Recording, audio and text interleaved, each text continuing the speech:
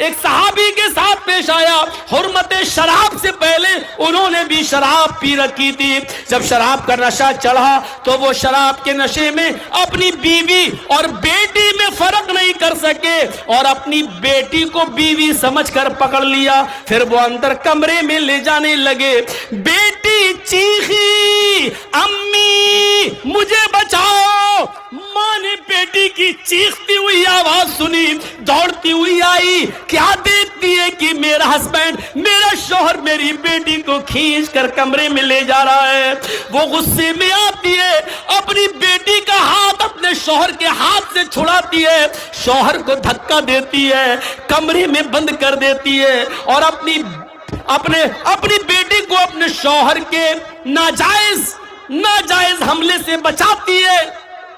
کافی دیر کے بعد جب نشہ اترا تو صحابی نے اپنی بیوی کو خوب مارا، جب مار کے تھک گیا تو بیوی بولی اگر مار کر تھک گئے اور اگر تھکے نہ ہو اور کچھ اور حسرت باقی رہ گئی ہو تو میں 2 لکڑی اور لے آتی ہوں، لیجیے اور پیٹ کر مجھے مار ڈالو۔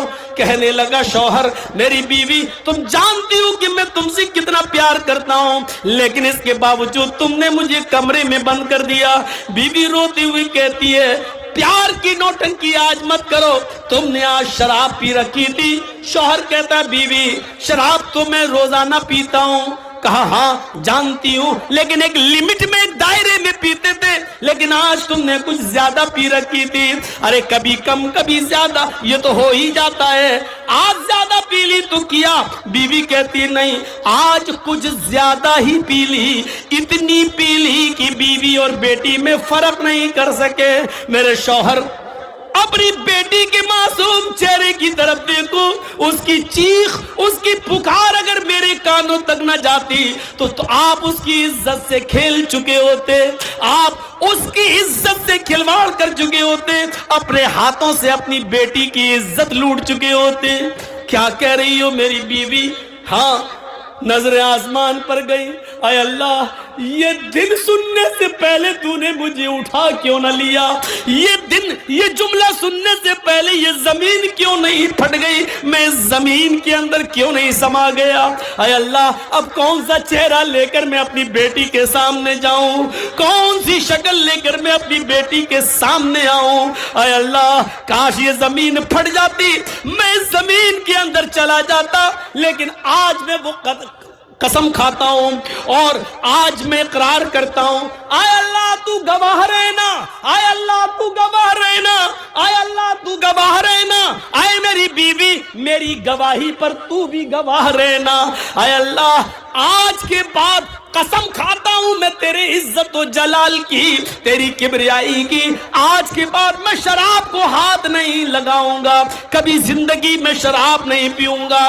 جب حرام نہیں ہوئی تو ایک نقصان دیکھا، بیٹی کا ہاتھ پکڑا، عقل ختم ہو گئی، بیٹی کو بیوی سمجھ لیا۔ ایک مرتبہ ایسا ہوا اور شراب ابھی حرام نہیں ہوئی، لیکن پھر بھی اس صحابی نے ہمیشہ زندگی بھر شراب کو چھوڑنے کی قسم کھا لی اور اللہ کی قسم کھا کے کہا کہ میں آج کے بعد شراب کو ہاتھ نہیں لگاؤں گا۔ نوجوانوں جب شراب حرام نہیں ہوئی تو لوگ قسم کھا لیا کرتے تھے کہ اب شراب کو ہاتھ نہیں لگاؤں گا۔ آج تم کیسے پی لیتے ہو، تمہارے ضمیر کیسے گوارا کر لیتے ہیں، تمہارا دل کیسے تسلیم کر لیتا ہے، تمہارا دل اس کو کیسے قبول کر لیتا ہے، تمہاری زبان شراب کے قطرے کو کیسے اس کا ذائقہ چکھ لیتی ہے، تمہیں ناموس رسالت کا ذرا بھی خیال نہیں آتا۔ شراب پیتے وقت تمہیں انما الخمر والمیسر والی آیت یاد نہیں آتی ہے، شراب پیتے وقت تمہیں صحابی کا واقعہ یاد نہیں آتا ہے، شراب پیتے وقت تمہیں حرمت شراب کی آیتیں تمہارے ذہن سے کیسے نکل جاتی ہیں، نبی اکرم کا فرمان، آپ کی عزت و آبرو کا لحاظ کیسے تمہارے دل و دماغ سے نکل جاتا ہے، سمجھ میں نہیں آتا۔ اپنے آپ کو مسلمان کہنے والے نوجوانوں، کیسے شراب کا کٹورا، پیالہ، بوتل تمہارے ہاتھوں میں آ جاتی ہے اور تم اس کو پی جاتے ہو، جبکہ یہ شیطان کی غلاظت ہے، اپنی اور دوسروں کی گندگی سے بڑھ کر گندگی ہے، اس سے زیادہ گندی ہے اور ناپاک ہے، اور پھر تم اس کو پی لیتے ہو۔ کیسے تمہارے ہونٹ اس کو اپنے ہونٹوں سے چپکا لیتے ہیں اور اس کا ذائقہ چکھ لیتے ہیں، تمہاری عزت و آبرو کیسے اس بات کو گوارا کر لیتے ہیں۔ پوری تقریر شراب، کہیں نہیں ہٹے ہیں آج ہم۔ شرابی کو چڑھا دو پھر دیکھو۔ ایک بار ناچ گانا ہو رہا تھا، بخاری کے اندر یہ واقعہ موجود ہے۔ حضرت حمزہ شراب کے نشے میں بیٹھے اور گانے والی کا گانا سن رہے ہیں۔ حرام نہیں ہوئی تھی نا؟ ہاں، کیسے ناچ رہی ہے، گا رہی ہے۔ کمر مٹکانے والے اس وقت بھی تھے، آج بھی ہیں۔ اب وہ حضرت حمزہ کے پاس آ گئی، کیونکہ بڑے بہادر تھے نا، آ کر کہتی ہے، حضرت علی کی اونٹنی وہیں گھوم رہی تھی، بڑی خوبصورت اونٹنی تھی حضرت علی کی، اب وہ چاہتی تھی کہ اس اونٹنی کی کلیجی ہمیں مل جائے، تو حضرت حمزہ کو اکسا دیتی ہے، الا یا حمزہ لشرف النوا، اے حمزہ تو موٹی اونٹنیوں کے لیے پیدا ہوا ہے، تیرے لیے اس اونٹنی کا پیٹ پھاڑ کر اس کی کلیجی نکال کر مجھے دینے میں کیا لگتا ہے تجھے؟ شراب کے نشے میں دھت تھے، عقل جا چکی تھی۔ ہاں اچھا، بڑی خوش ہے، چلو اس کو اونٹنی کی کلیجی چاہیے، دے دیتا ہوں۔ بڑھے، کھنجر لیا، حضرت علی کی اونٹنی کو مارا، کلیجہ نکالا، لے کے آئے، لے جا۔ ادھر حضرت علی کو پتا چلا میری اونٹنی کا پیٹ پھاڑ دیا، مر گئی۔ کہا یہ کیا کیا آپ نے میری اونٹنی کے ساتھ؟ شراب کے نشے میں تھے، الٹا سیدھا بولنے لگے۔